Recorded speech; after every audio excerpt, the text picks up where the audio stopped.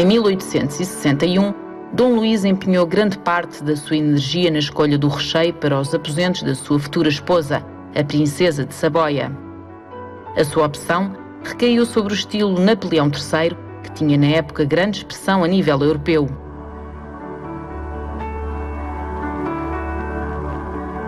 Com a ajuda de fornecedores franceses, o quarto adquiriu um ar majestoso, reforçado por vários pormenores, nomeadamente o dossel, com as armas reais a encimar a cama.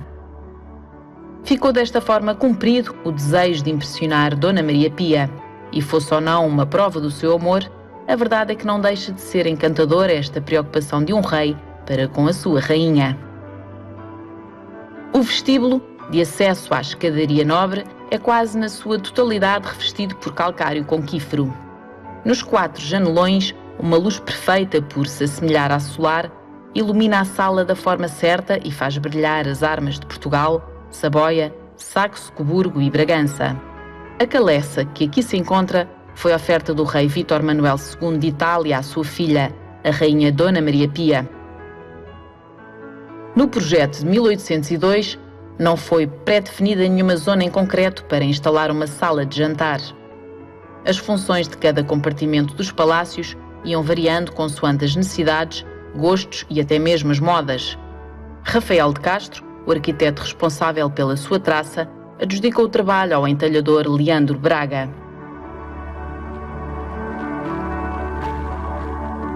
De destacar 12 cadeiras em couro de Córdoba, parte integrante de um conjunto de 30. No espaldar, reconhecemos as armas reais portuguesas pintadas e o monograma L1 em relevo.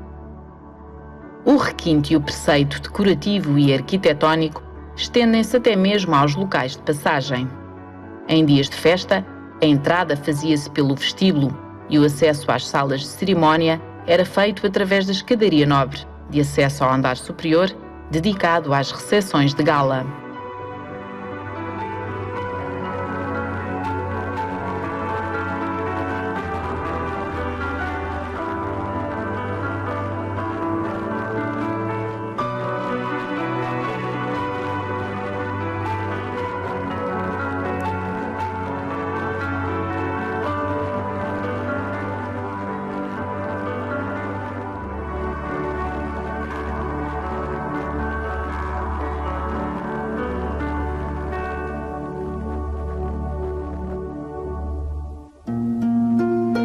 No passado, a descoberta de outras culturas despertou o gosto pelas mesmas.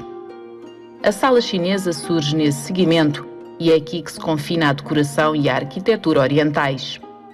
Chinês era sinónimo do oriental, justificação suficiente para compreendermos a irrelevância do nome da sala perante o facto da maioria dos objetos serem japoneses. José Procópio Ribeiro realizou a pintura decorativa das portas.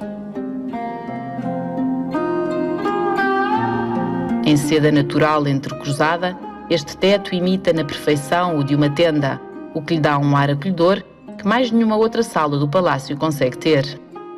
Era a partir daqui que se distribui a corte em dias de gala, de acordo com a sua hierarquia e através de um extenso percurso que culminava com a sala do trono, onde se encontravam os monarcas. E é precisamente na sala do retrato da rainha que vimos encontrar uma das obras de arte mais emblemáticas da ajuda. Numa pintura de Carolus Duran, Dona Maria Pia, com 33 anos, vestida de gala em azul e branco, exibe assim as cores da monarquia portuguesa. E eu, quando vim para aqui, deparei-me com uma senhora que se chamava Maria Pia, que comecei a estudar e comecei a ver abrir as gavetas das cómodas dela, porque ainda estavam cheias de coisas. Essas são experiências de vida extraordinárias. No tocador da rainha, abrir gavetas e tirar as coisas que lá estavam. O professor Aires Carvalho já me tinha dito que dentro das gavetas havia muitas coisas que eu não vou enumerar, porque enfim, não é suposto. Mas sabe o que é a curiosidade, o interesse, a graça de nós estarmos a desvendar vidas passadas, de pessoas que deram tanto a este país e que no fundo tinham sido muito maltratadas pela República. Eu compreendo que as pessoas, enfim, que a República tenha maltratado as pessoas da monarquia, é completamente lógico. Mas chegámos a um ponto do campeonato nos anos 80, meu Deus, já tinham passado muitos anos, acho que podíamos estudar as pessoas que aqui viveram e as suas coleções de uma maneira correta, digna, e achando que são pessoas que fizeram coisas muitíssimo boas, não fizeram só coisas más, fizeram coisas muitíssimo boas, e aquilo tudo que diziam da Rainha Maria Pia, que era maluca e que gastava muito dinheiro, abençoado dinheiro que ela gastou, porque as coleções do Palácio Nacional da Ajuda foram aumentadas com a Rainha Maria Pia de uma maneira extraordinária. Ela era uma mulher cultíssima, nunca ninguém diz isto. Era uma mulher cultíssima, assinava as revistas de todo o mundo, assinava de todo o mundo europeu. Sabia do que se passava em Portugal inteiro porque tinha os jornais. Viajava muitíssimo pela Europa. Vinha de uma corte importante, a corte do Turim, e o pai, que tinha sido unificador de Itália, era uma corte que vivia com grandiosidade, com hábitos de grandiosidade, que ela quis transplantar para cá. Por isso eu acho que o nosso país lhe deve estar gratíssimo. Foi ela, eu digo sempre, foi um raio de luz que entrou neste país, não só no Palácio Nacional da Ajuda, no próprio país. A Rainha Maria Pia era tão curiosa como eu não posso comparar, ela era muito melhor do que eu, mas a Rainha Maria Pia até nos Estados Unidos comprava, imagine, isto na segunda metade do século XIX. Temos que pôr as coisas no seu tempo. Quão moderna ela era, tinha os meios financeiros para o fazer, mas tinha o gosto, a curiosidade. E é isto que eu sinto, a curiosidade pelo que aqui se passa. E a vontade que eu tenho às vezes de olhar para estas paredes e dizerem, paredes, falem, contem, o que é que aqui se passa? O que é que aqui se passou? O que é que assistiram? Porque se as paredes falassem era uma coisa extraordinária.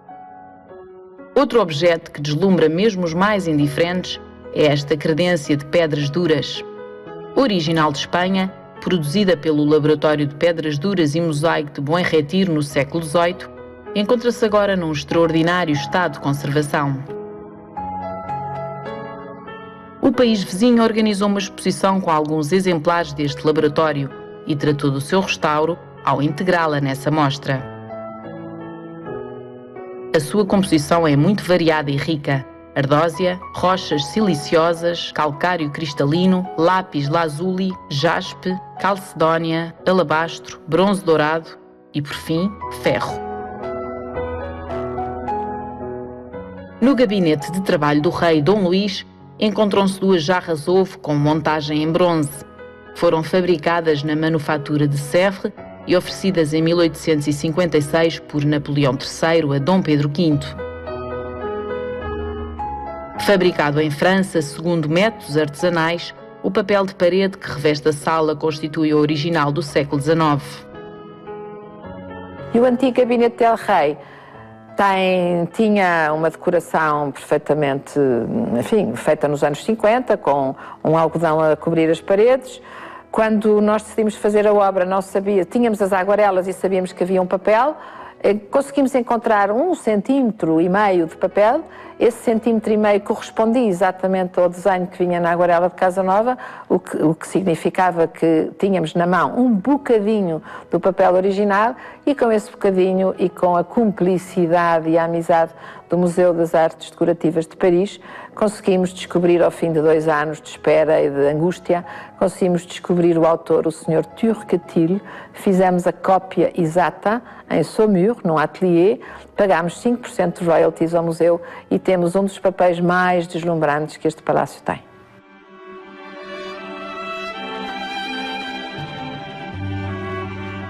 A sala do corpo diplomático era a dependência ocupada por embaixadores e restante corpo diplomático, enquanto representantes dos respectivos monarcas até serem orientados para o interior da sala do trono.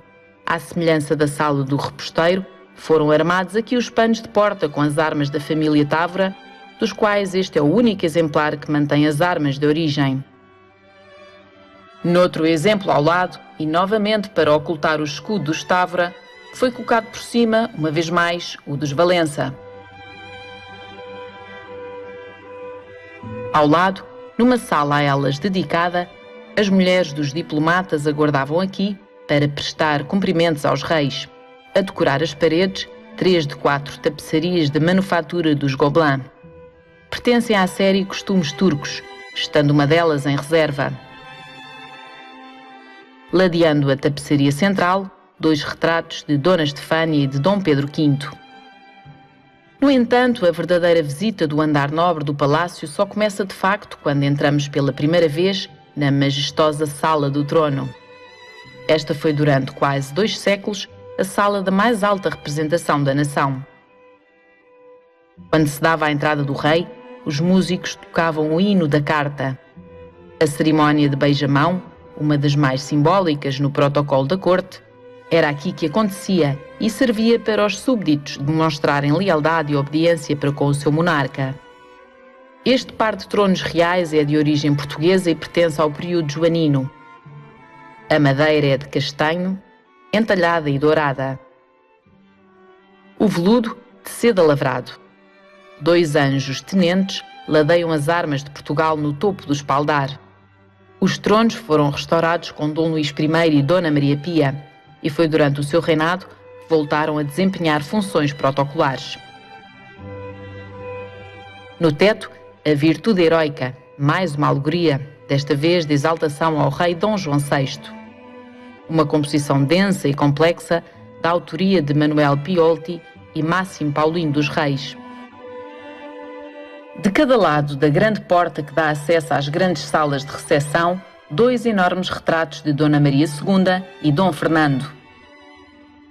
Iluminando todo o espaço e fazendo jus a uma sala desta importância, um incrível lustre de 180 lâmpadas está suspenso sobre a carpete.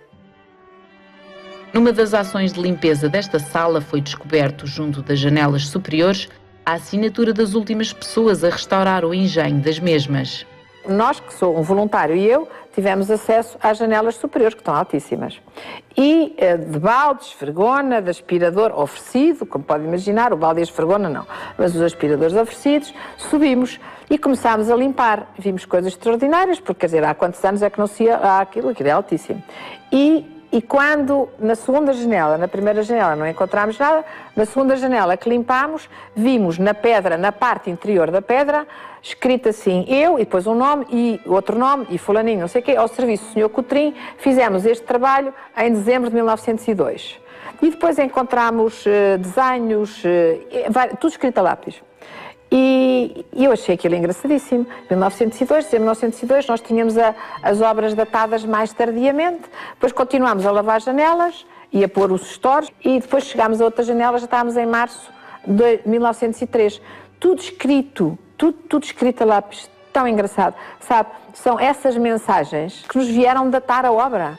Como nós andámos a limpar tudo, descobrimos que tinha que haver, para haver 2 rodas dentadas, para aquilo trabalhar, é porque cá embaixo havia qualquer coisa.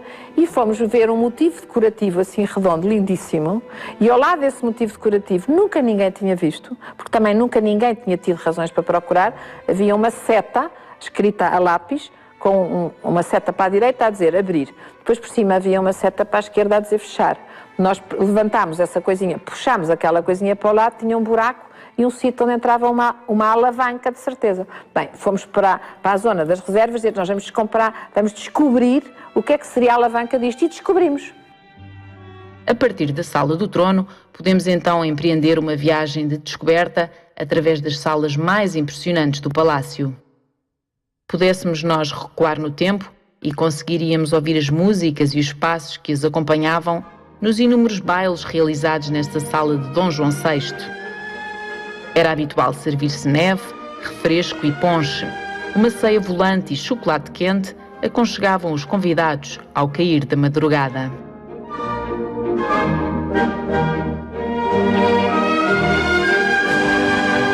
Esta pintura de Foschini representa uma alegoria à chegada de Dom João VI do Brasil e esteve tapada por sedas a quando o casamento de Dom Luís com Dona Maria Pia. As paredes estavam em muito mau estado, mas foram restauradas na íntegra e apresentam-se agora como novas.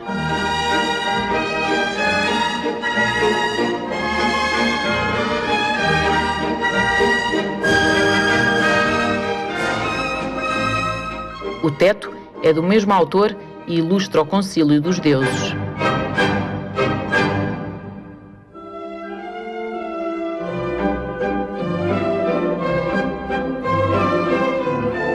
O restauro da Sala João VI foi um projeto complicado, alongado no tempo, foram 20 anos de reflexão e de uma tomada de segurança, a ter a certeza absoluta que a obra se impunha e que era necessário fazê-la. Foi difícil, foi complicado, não posso deixar de dizer, mas o espetáculo que hoje nos oferece a sala é de tal maneira espetacular, é de tal maneira bonito e é uma homenagem, no fundo, ao homem que quis fazer este palácio. Aquilo tinha que ser feito. Passámos muitas aventuras até lá chegar, mas com a ajuda de um grande mecenas, porque no fundo estes projetos, uma sala mecenas, estão sempre baseados na generosidade de alguém. Com base nessa generosidade temos uma obra notável e que ficará, eu acho que durante muitos anos vamos ter a sala Dom João VI como está. José da Cunha Taborda ocupou-se das pinturas murais desta sala de Dom João IV. Desta forma, ficamos a conhecer o que possa ter sido o juramento solene do monarca após a restauração da independência em 1640.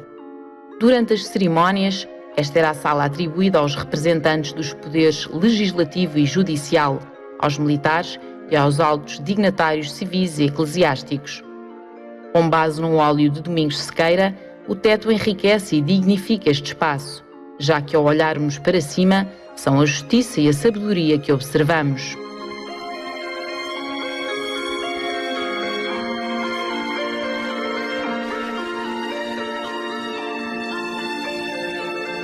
No alto, um teto em trompe-l'œil transporta-nos para outra dimensão, onde a leveza da cor e da composição quase nos fazem esquecer a época em que vivemos. Não se conhece o autor desta obra, contudo, ficar-lhe-emos eternamente gratos pela natureza que nos contempla através deste luminoso céu de verão. Embora despojada quase na sua totalidade, quer de mobília, quer de qualquer outro objeto, a Sala dos Embaixadores é uma das mais belas do Palácio da Ajuda. É a última no eixo direto da Sala do Trono e nos dias de gala era aqui que se encontravam os archeiros. Fora também em tempos palco de inúmeros concertos, dada a sua incrível acústica.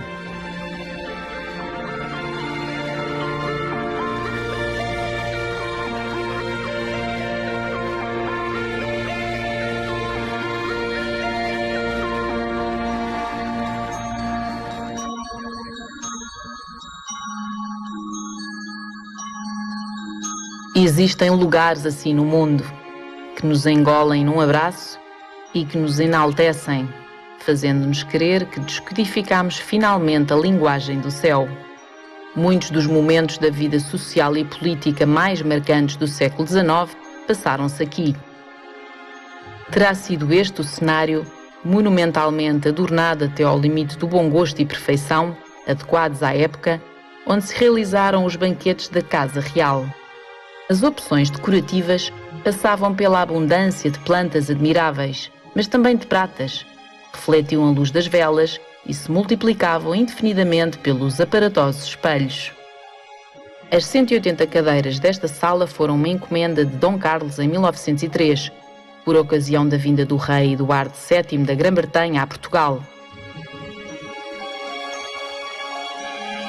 Estas belíssimas cortinas de tule de algodão, bordado a ponto de cadeia, mantêm-se originais, mostrando-se resistentes ao desgaste violento do tempo. Muitas das janelas do Palácio da Ajuda eram enfeitadas por estes exemplares vindos da Suíça e produzidos na segunda metade do século XIX. Em 1826, José da Cunha Taborda dedicou-se a tornar o teto da Sala dos Jantares Grandes numa obra de arte digna de acompanhar todos os momentos que a dependência viria a acolher. A alegoria ao aniversário natalício do rei Dom João VI, lá bem no alto, protege e deslumbra quem entra. Continua a ser aqui que são servidos ainda hoje os banquetes da Presidência da República, e onde se recebem os mais importantes dignatários internacionais que visitam o nosso país.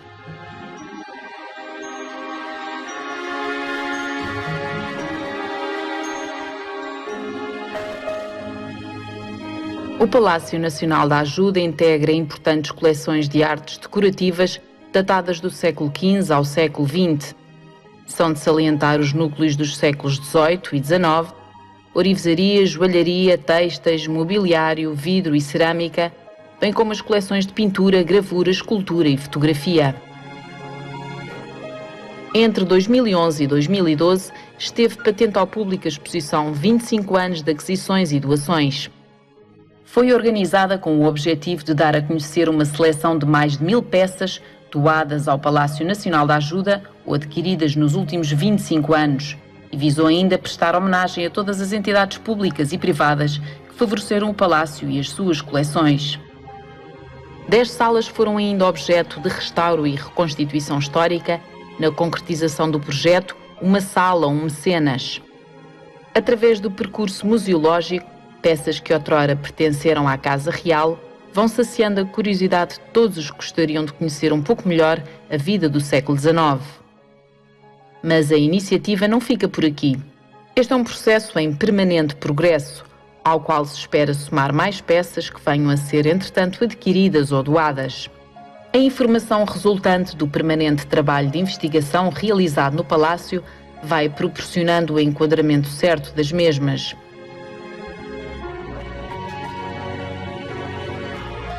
Não é segredo que o rei Dom Luís e a rainha Dona Maria Pia eram ambos muito dotados para as artes, entre as quais se contava também o desenho. Com um sentido de humor muito apurado, o rei divertia-se e divertia com o seu livro de caricaturas.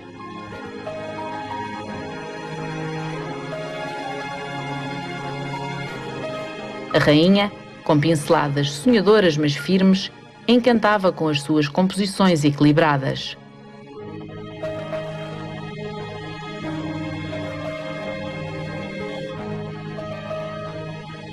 O álbum de aguarelas de Henrique Casanova é uma peça muito curiosa pelas mais diversas razões.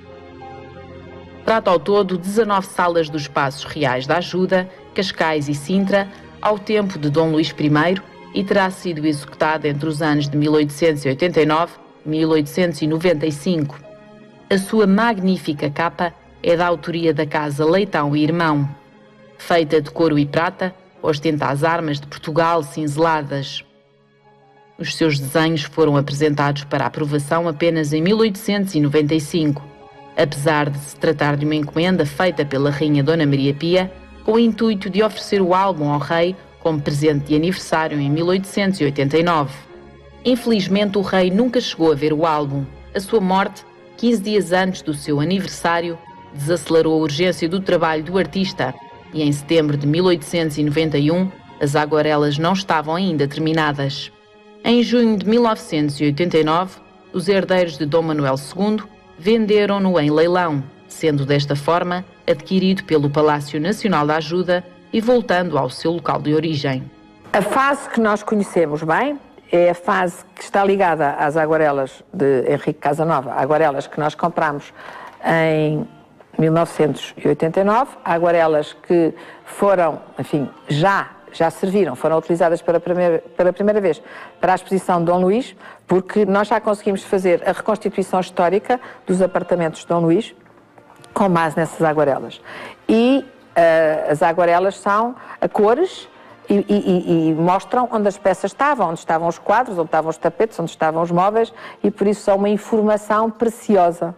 E com base nessa informação, nós fizemos reconstituições, tanto da galeria de pintura como do quarto, e foi isso que possibilitou, a partir de 1996, o projeto Uma Sala, um Mecenas, em que a primeira sala a ser restaurada foi esta onde nós estamos, que se chama Sala do Retrato da Rainha, e que em 96 tivemos precisamente 9 meses para a completar. Está disponível online em Matriz.net uma extensa apresentação das coleções do Palácio, bem como as de outros museus e palácios tutelados pelo Instituto dos Museus e da Conservação.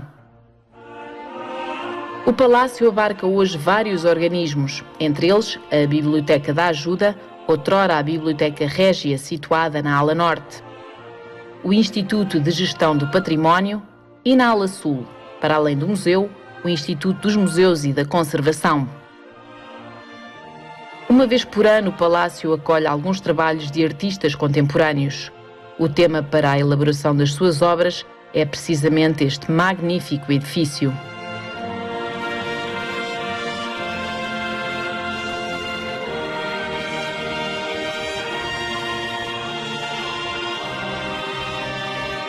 O Palácio Nacional da Ajuda continua a ser o favorito para as cerimónias da Presidência da República e constitui um dos mais prestigiados cartões de visita para os altos dignatários que se deslocam ao nosso país. E o que é que a fascina mais nesta profissão, Isabel? Eu acho que a curiosidade, a procura, a busca, o encontro, como é óbvio, a investigação. Eu acho que esta casa, e eu conheço tantos museus, esta casa tem condições extraordinárias para todos os gostos, para investigação, para restauro, tem as coleções mais extraordinárias de artes decorativas e não só, quer dizer, tem um mundo que nos é oferecido e é uma questão de escolha, é só escolher o que se quer fazer. Está cá tudo. Este é um dos mais encantadores lugares criados e adornados pela mão do homem. Quem passou por aqui não mais o esquece e, garantidamente, ansiará por voltar.